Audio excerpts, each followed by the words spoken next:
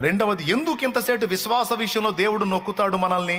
ఆ విషయంలో ఎందుకు కోపడతాడు, ఎందుకు గద్దిస్తాడు? అవిశ్వాసం, సందేహం, అనుమానం, అపనమ్మిక అనే మనలో ఉండకుండా ఎందుకు గద్దిస్తాడు అంటే, అవి ఉన్న వాళ్ళ మీద దేవుని శక్తి పని చేయదు, దయ్యపు శక్తి పనిచేసిద్ది. అర్థమైందా? ఏ శక్తి పనిచేసిద్ది? విశ్వాసుల మీదేమో దైవ శక్తి పనిచేస్తే, అవిశ్వాసుల మీదేమో దయ్యపు శక్తి పనిచేసిద్ది. రాసుకో, ఇంట్రెస్ట్ ఉంటే రాసుకో. నువ్వు పెద్ద మేధావి అయితే రాసుకోవద్దులే, కానీ కాస్త నా జ్ఞాపకం తక్కువ అంటే రాసుకో. అది చాలా ప్రాముఖ్యమైన మాట. అవిశ్వాసుల మీద ఏ శక్తి పనిచేసిద్ది? దయ్యపు శక్తి పనిచేసిద్ది. రెండవది, అందుకే ఏం చెప్తాడు? ఆయన శక్తి మన మీద నిలిచి ఉండినట్లు విశ్వాసము గలవారై ఉండండి. విశ్వాసాన్ని గురించి దేవుడు హెచ్చరించినంతగా మరి దేన్ని గురించి హెచ్చరించలేదు బైబిల్లో. కావాలంటే చదువుకోండి. ఆయన యందు మనం కలిగి ఉండాల్సిన విశ్వాస విషయంలో మనల్ని హెచ్చరించినంతగా మరి దేని విషయంలో హెచ్చరించాల? విశ్వాసం, విశ్వాసం, విశ్వాసం, విశ్వాసం. ఎందుకు దాని గురించి అంత పదే పదే పదే పదే మాట్లాడాడు అంటే, అది ఉంటేనే ఆయన చేయాలనుకున్నవన్నీ మనలో జరుగుతాయి. అది మనలో కోల్పోయామంటే, అప్పటిదాకా అది ఉన్నంతసేపు నీళ్ళ మీద నడిచిన పేతురు అది ఎప్పుడైతే కోల్పోయాడో నీట మునగటం అనేది జరిగింది. అంటే అప్పటిదాకా పేతురు మీద పనిచేసిన దైవశక్తి అతనిలో అవిశ్వాసం ఎప్పుడైతే వచ్చిందో ఆ శక్తి అడ్డగించబడింది. దేవుని శక్తిని అడ్డగించింది ఏంది పేతురులో? అవిశ్వాసం, లేకపోతే సందేహం, అనుమానం.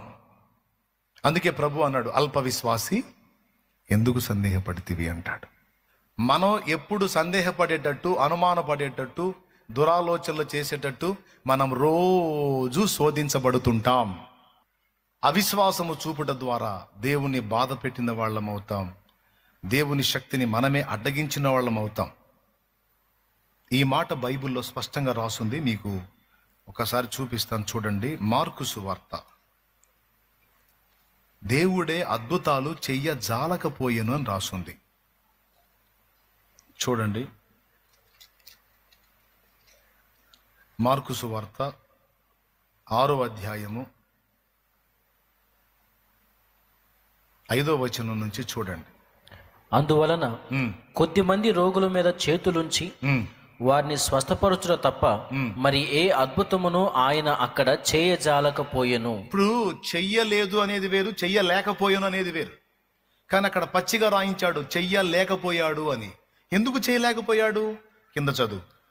ఆయన వారి అవిశ్వాసమునకు ఆశ్చర్యపడెను. అది ఇప్పుడు పేతురుని అంతసేపు నీళ్ల మీద నిలబెట్టింది ఏ శక్తి?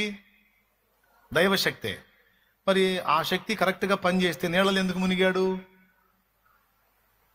అంటే ఇటు పక్క దేవుని శక్తి సరఫరా అవుతుంటే ఆ సరఫరాని పట్టి ఉంచే శక్తే విశ్వాసపు శక్తి. దేవునికి స్తోత్రం. ఆ విశ్వాసం ఎప్పుడైతే అవిశ్వాసంగా మారిద్దో ఆ శక్తి నిర్వీర్యమైంది.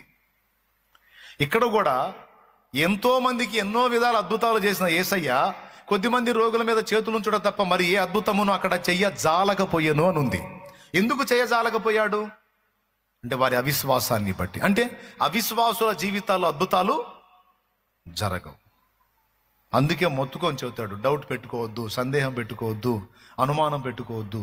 నా యందు విశ్వాసాన్ని బట్టి నువ్వు అన్నీ కూడా నీకు అనుకూలమైనటువంటి రీతిలో విశ్వాసాన్ని అమర్చుకోవాలి తప్ప నువ్వు అవిశ్వాసం పెట్టుకోవద్దు. సాతాను అగ్ని బాణాలను తగలనీయొద్దు, విశ్వాసమును డాలు అడ్డం పెట్టు అని దేవుడు మనతో మాట్లాడుతున్నాడు. ఇది డైలీ మన జీవితంలో జరిగేదే. అందుకే మీకు ఇంతగా ఈ పాయింట్ని గురించి నేను చెప్పాల్సి వచ్చింది. రెండో విషయం, మొదటి సంగతి ఏంటంటే, మనం సందేహపడినప్పుడు దేవుడు బాధపడతాడు, నొచ్చుకుంటాడు. అంతేకాదు మనతో మాట్లాడటం కూడా మానేస్తాడు. ఇది ఫస్ట్ విషయం, అబ్రహాం లైఫ్లో మనకు అర్థమైంది. రెండో విషయం ఇక్కడ మీరు చదివారు, సందేహపడే వాళ్ళ జీవితంలో వాళ్ళు సందేహపడేవే వాళ్ళ మీదకి వస్తాయి, కానీ దేవుని అద్భుతాలు జరగవు. సో సందేహము, అవిశ్వాసము, అపనమ్మిక, అనుమానం అనేది దేవుని అద్భుతాలు చేసే శక్తిని ఆపేస్తుంది. అలాంటి వాళ్ళ జీవితాల్లో గొప్ప అద్భుతాలు చూడలేము, వాళ్ళు చూడలేరు. గొప్ప అద్భుతం కావాలి, గొప్ప అద్భుతం చూడాలంటే గొప్ప విశ్వాసం కావాలి. ఇప్పుడు నువ్వు దేవుణ్ణి అడుగుతావు, దేవా నేను గొప్ప అద్భుతం చూడాలనుకుంటున్నాను అని నువ్వు దేవుణ్ణి అడిగితే, దేవుడు నిన్న ఒక మాట అంటాడు, గొప్ప అద్భుతం నువ్వు చూడాలంటే గొప్ప విశ్వాసాన్ని నువ్వు కలిగి ఉండగలవా అంటాడు.